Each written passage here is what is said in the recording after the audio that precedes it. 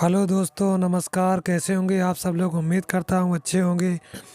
आइए, कहा जाता है कि कुछ किए बिना कभी जय जयकार नहीं होती, कोशिश करने वालों की कभी हार नहीं होती।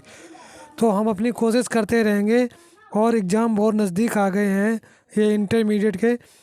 तो हम एग्ज़ाम के लिए अपनी तैयारी में निरंतर लगे रहेंगे।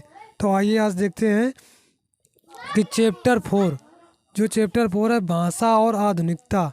भाषा और आधुनिकता, ये जी सुंदर रेड्डी द्वारा लिखित है। आज इनके जी सुंदर रेड्डी जो लेखक हैं, इनके साहित्यिक परिचय और कृतियों के बारे में जानेंगे।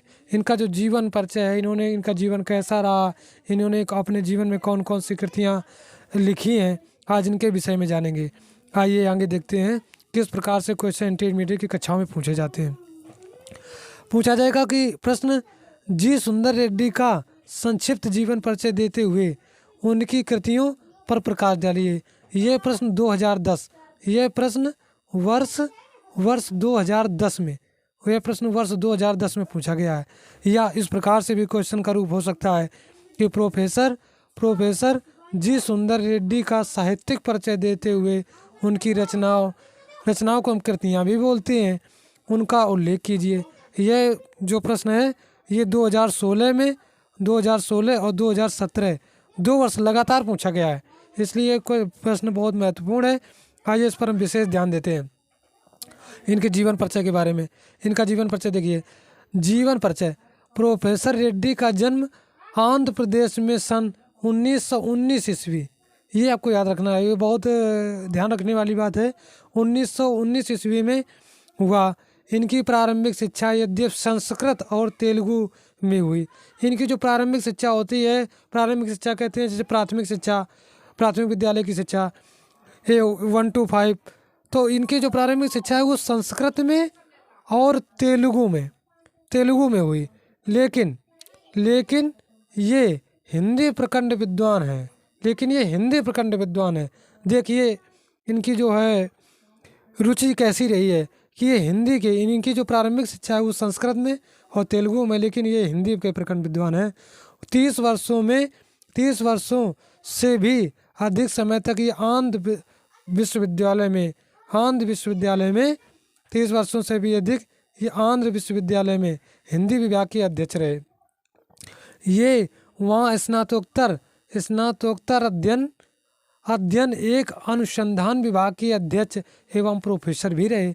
इनके निर्देशन में हिंदी और तेलुगु साहित्यों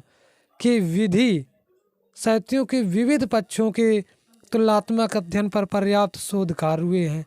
साहित्यिक योगदान, जी सुंदर रेड्डी के दक्षिण भारत की चारों दिशाओं तमिल, तेलुगु, कन्नड़ और मलयालम तथा उनके साहित्यिक का इतिहास प्रस्तुत करते हुए उनकी आधुनिक गतिविधियों को सूक्ष्म विवेचना प्रस्तुत किया गया है। इनकी जो 4 भाषाएं हैं, ये 4 भाषाएं, तमिल है एक, और दूसरी आ जाती है तेलुगु, कन्नड़ और मलयालम। ये जो 4 भाषाएं हैं, दक्षिण भारत की 4 भाषाएं, इसके सूक्ष्म विवेचन प्रस्तुत किया है। इनके साहित्य में इनका मानवतावादी दृष्टिकोण स्पष्ट झलकता है। तेलुगु भाषी होते हुए भी हिंदी भाषा में रचना करके इन्होंने एक श्रेष्ठ उदाहरण प्रस्तुत किया है। ऐसा करके अपने दक्षिण भारतीयों को हिंदी और उत्तर भारतीयों को दक्षिण भारतीय भाषाओं के अध्ययन की प्रेरणा दी है। आपके निबंध हिंदी, तेलुगु और अंग्रेजी भाषा की पत्र पत्रिकाओं में प्रकाशित हुए। भाषा की समस्याओं पर अनेक विद्वानों ने बहुत कुछ लिखा है, किंतु भाषा और आधुनिकता पर वैज्ञानिक दृष्टि से विचार करने वालों में प्रोफेसर रेड्डी सर्वप्रमुख हैं। ये प्रोफेसर रेड्डी सर्वप्रमुख हैं वैज्ञानिक दृष्टि से विचार करने वालों में। आइए आगे देखते हैं इनकी रचनाएं कौन कौन सी हैं। आइए रचनाओं पर ध्यान देते हैं। अब तक प्रोफेसर रेड्डी ने कुल 8 ग्रंथों को प्रकाशित किया है। 8 ग्रंथ प्रकाशित हो चुके हैं। पहला ग्रंथ इनका देखते हैं, साहित्य और समाज, पहला ग्रंथ। दूसरा है मेरे विचार। तीसरा हिंदी और तेलुगु और एक तुलनात्मक अध्ययन, हिंदी और तेलुगु एक तुलनात्मक अध्ययन। चौथा है दक्षिण की भाषा और उनका साहित्य, वैचारिकी शोध और बोध, तेलुगु वारुल। आठवां है, इसको तेलुगु ग्रंथ भी कहते हैं, सातवां को तेलुगु ग्रंथ। आइए आठवां देखते हैं, लैंग्वेज प्रॉब्लम को देखते हैं। लैंग्वेज प्रॉब्लम इन इंडिया, ये संपादित अंग्रेजी ग्रंथ है।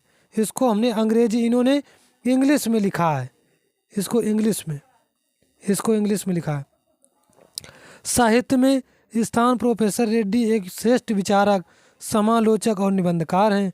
हिंदी भाषी प्रदेश के निवासी होते हुए भी हिंदी भाषा के प्रकांड विद्वान हैं। शोधकार एवं तुलनात्मक अध्ययन इनके प्रमुख विषय हैं। हिंदी क्षेत्र में आपका हिंदी रचनाकार हिंदी साहित्य के लिए वरदान स्वरूप है। गैर हिंदी भाषी होते हुए भी प्रोफेसर रेड्डी हिंदी साहित्य में एक आदर्श उदाहरण बने हुए हैं। ये गैर हिंदी भाषी, इनकी जो प्रारंभिक शिक्षा रही वो तेलुगु में रही थी। ये दिया था ऊपर कि इनकी जो प्रारंभिक शिक्षा, ये देख लीजिए कि जो प्रारंभिक शिक्षा है ये इनकी काहे में रही है। ये अभी हमने आपको पढ़ाया था कि तेलुगु में हुई और संस्कृत में हुई, लेकिन तेलुगु संस्कृत के होते हुए भी ये एक गैर हिंदी भाषी होते हुए भी प्रोफेसर रेड्डी हिंदी साहित्य में एक आदर्श उदाहरण बने हुए हैं। इस तरीके से इनका हमारे चैनल पर बने रहने के लिए बहुत बहुत धन्यवाद। और आइए इस तरीके से अपनी मेहनत करते रहेंगे ताकि आने वाले एग्जाम में हम अपनी सफलता कर पाएंगे। और वीडियो को लाइक कर दीजिए, सब्सक्राइब कर दीजिए ताकि हमको भी मोटिवेशन मिलता रहे। Thank you for watching this video.